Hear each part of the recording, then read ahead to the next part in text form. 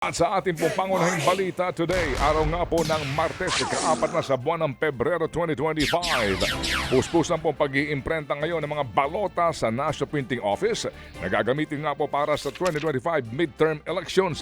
Sa huling datos po ng COMELEC, higit ng 9.4 milyon ang naimprenta, isang linggo mula nang simulan ang reprinting ng mga balota. Sa takbo niyan ay positibo ho ang COMELEC na matatapos ang kabuuang higit na 73 milyong balota sa Abril 14 na original po na target date.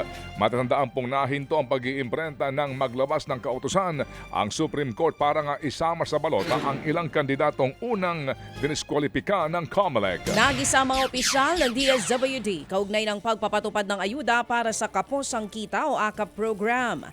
Hanggang ngayon daw kasi walang malinaw na listahan kung sino-sino ang makikinabang at mabibigyan ng ayuda sa ilalim ng nasabing programa. Ang paliwanag ng DSWD, ang mga benepisyaryo ng AKAP ay mga individual na kumikita ng mas mababa sa minimum wage at matinding naapektuhan ng inflation.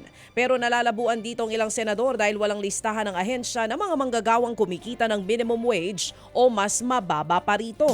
Ayon sa DSWD, pwedeng magrekomenda ng benepisyaryo ang mga mayor at ibang lokal na opisyal. Kaya ang tingin ni Senator Amy Marcos at Baguio City Mayor Benjamin Magalong, nangangamoy pork barrel at mukhang nagagamit sa politika ang pondo ng AKAP.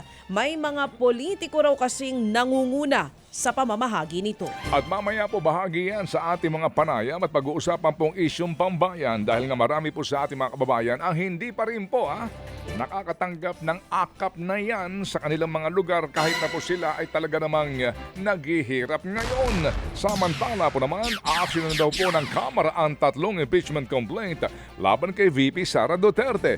Mahigit sa isang buwan na ho kasing nakatenga lamang sa tanggapan po ni House Secretary General Reginald Velasco ang 3 reklamo laban sa bise.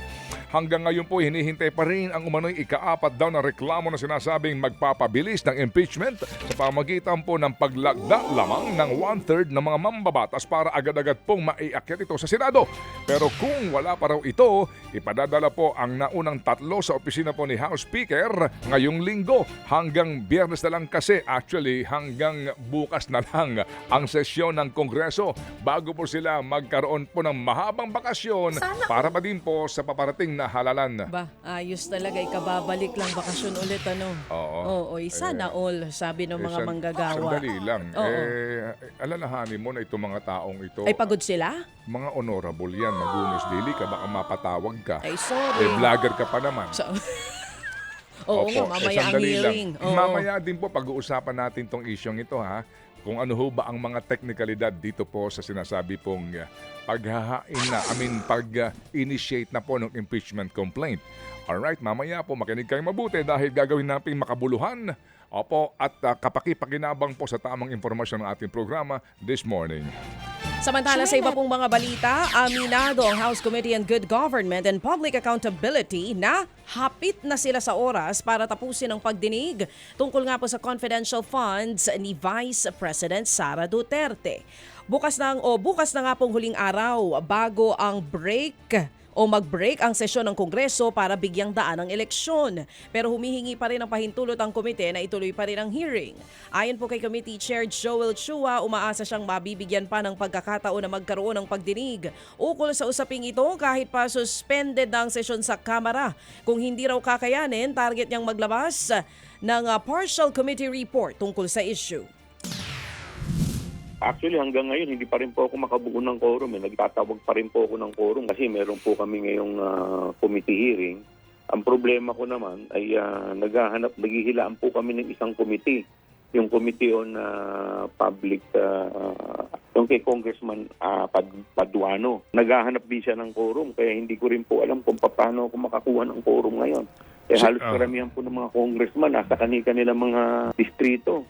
Yan nga po ang tinig ni House Committee on Good Government Chair, Joel Chua. Nakita mo yan, mahaba na ang bakasyon nila, hindi ba? Opo, wala pa silang quorum.